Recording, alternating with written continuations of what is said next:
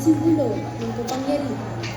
Ngunit higit sa lahat, ito ay sumasagisag ng responsibilidad at pananagutan. Ang korona ba ay may pinipiling kasarian o hinihirang nito kung sino ang karapat-dapat?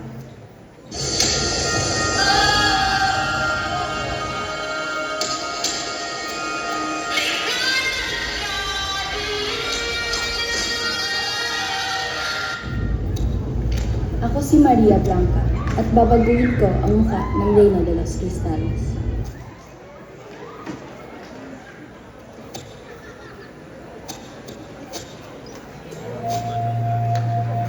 Corona ay simbolo ng kapangyarihan. Ngunit higit sa lahat, ito ay sumasagisag ng responsibilidad at pananagutan. Ang korona ba ay may pinipiling kasarian o hinihirang nito kung sino ang karapat-dapat?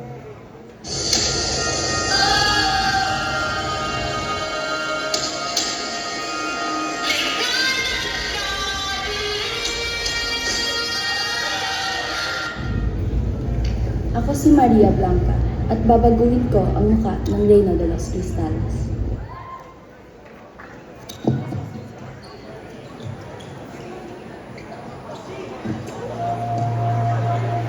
Corona ay simbolo ng kapangyarihan. Ngunit higit sa lahat, ito ay sumasagisag ng responsibilidad at pananagutan. Ang korona ba ay may pinipiling kasarian o hinihirang nito kung sino ang karapat-dapat?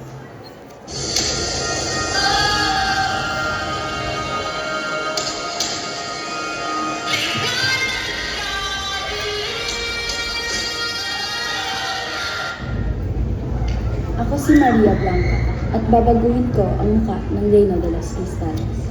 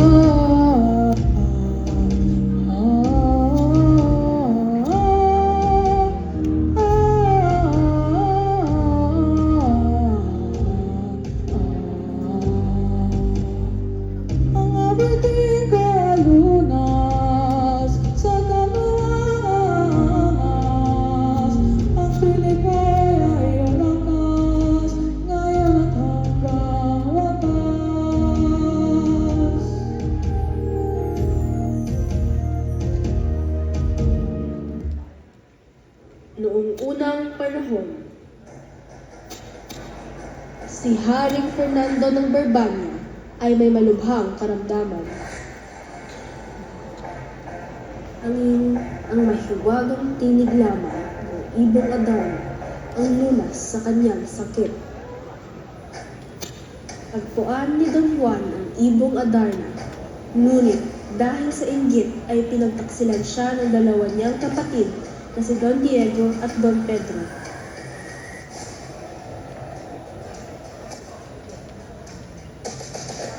Sa pakikipagsapalaran ni Don Juan sa labas ng kaharian ng Barbania, ay nakipaglaban siya sa mga serpiente at higante upang iligtas.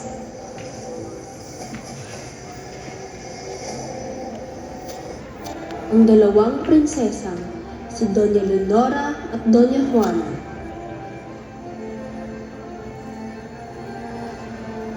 ngunit sa di inaasahang pangyayari ay nahulog sa balon si Don Juan.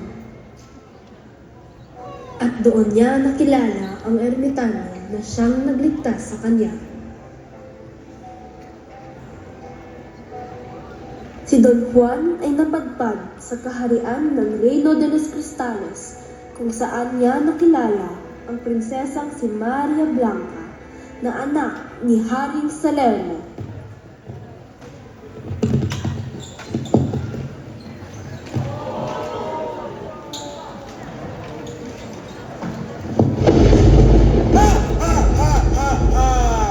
Ako, Haring ay hindi mababalik. Don Juan, patunay mo pag-ibig mo ay tapat. Kasi mong langit at lupa, ipamalas mo lahat. Amang hari, si Don Juan na aking mahal ay hindi Diyos. Lubhang imposible naman ang iyong inuutos. Maria Blanca, aking prinsesa, alam mong mahal kita. Ngunit sa usaping ito ay hindi ka kasama. Ito ay sa pagitan namin kalalakihan. Walang puwang dito ang kababayan. Hindi ba't kayo ay magdadala lamang ng saggol sa inyong sinapupunan? Amang hari, alam mong mahal rin kita. Ngunit ang iyong pangmamata sa aking kasarian ay hindi ko na masikmura. Sa Reino de los Cristales, ako ay lilisan. Patawad, Ama. Paalam. Blanca? Maria Blanca? Maria Blanca!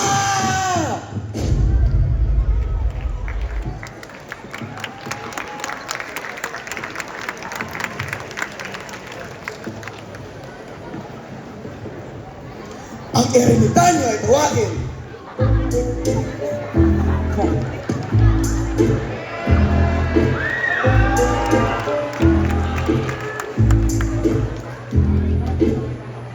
Ano ang may ipaglilingkod ko sa iyo, mahal na hari? Ako ay iyong paglingkuran. Kapatid nito ay kaginawaan. Si Matt Blanca at Don Juan ay tugit. Sa rapat ko sila ay palurin. Ako ay iyong alipin. Utos mo ay susundin. Ngunit, ano ang pakinabang nito sa akin? Alam ko marami kayong nagugutom. Kaya, ako, ang halaga ng bigas ay magiging 20 pesos na lamang kada kilo. Iyan ay utos ko ang pinanunugod. Maraming tiyan ang mabusaw. Ngayon din, ako ay susugod.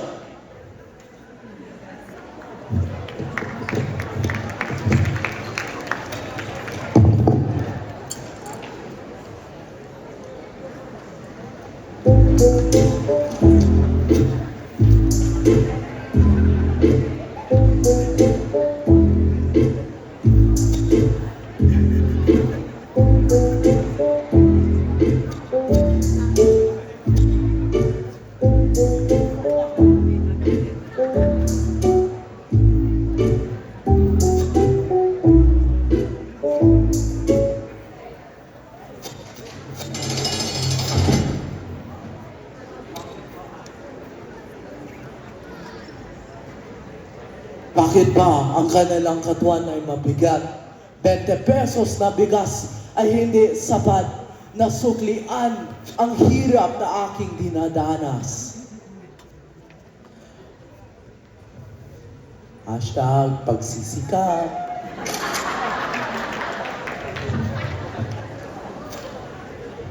Ang aking tiyan ay gumakalam na. Ako ay kakain muna.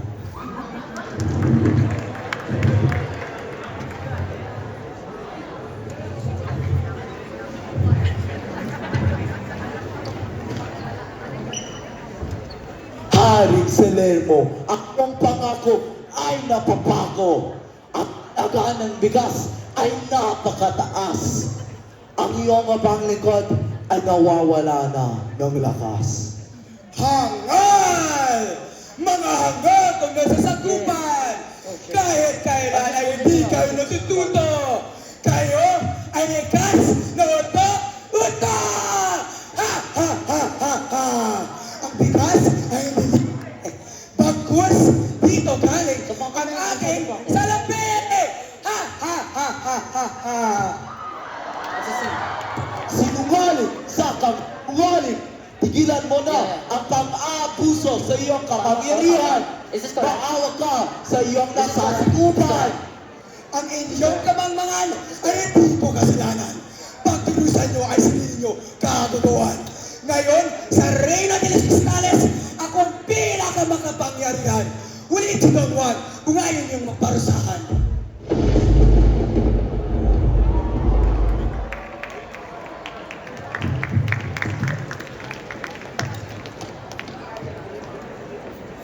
Lahat pala. Ang aking kasalanan ay walang kapatawaran. Ito ang susi ng inyong kalayaan. tumayo kayo at si Haring Salermo ay may masamang plano. Ikaw ay aming mapapatawad kung kami ay iyong tutulungan.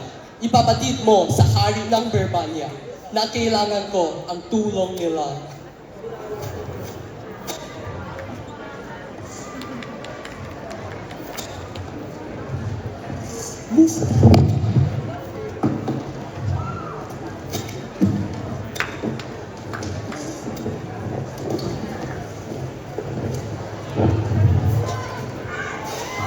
Ito ba ang Reina de los Cristales?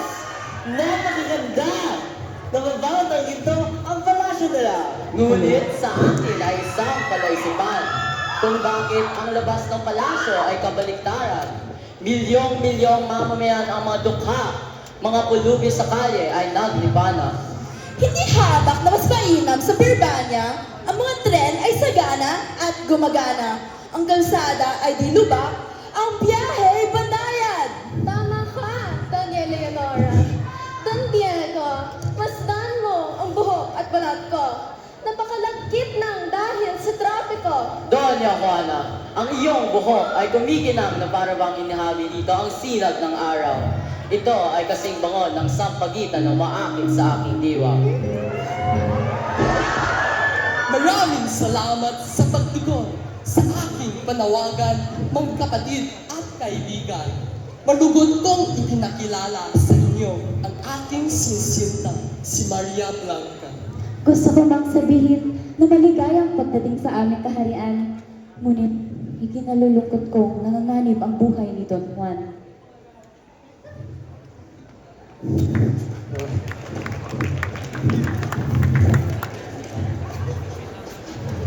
Mga traidor! Tugising sila! Magunos pili ka ba? Ikaw man ay hari, ngunit ang buhay namin ay hindi mo naman pag-aari. Sa aking dibdib ay iyong itinarap. Aking mahal na anak, ako ba ay pinagpalit sa pangalaman ng nakatagupang banat?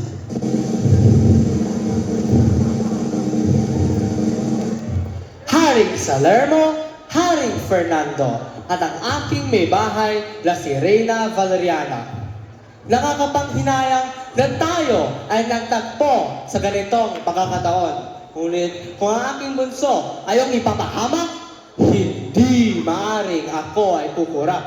Mula sa hari, sa kapwa-hari, Haring Salermo, ikalitasan kong bumaba na sa trono. Ha! Ha! Ha! Ha! Ako ba ang pinapatak? Sino ka para ako ay atasan? Ha? Nagbulag-bulagan ka sa pangalan ng naalagad sa katungkulan. Lugmok na ang iyong kaharian, ngunit nagpapayag ka pa palawigin ang iyong kapangyarihan. Ang inyong katapusan ng pag-asa ng bayan.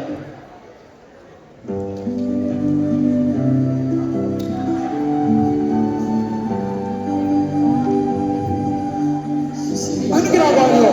Tigil! Tigil! Tigil! Sabi ko tigil! Tigil! Tigil!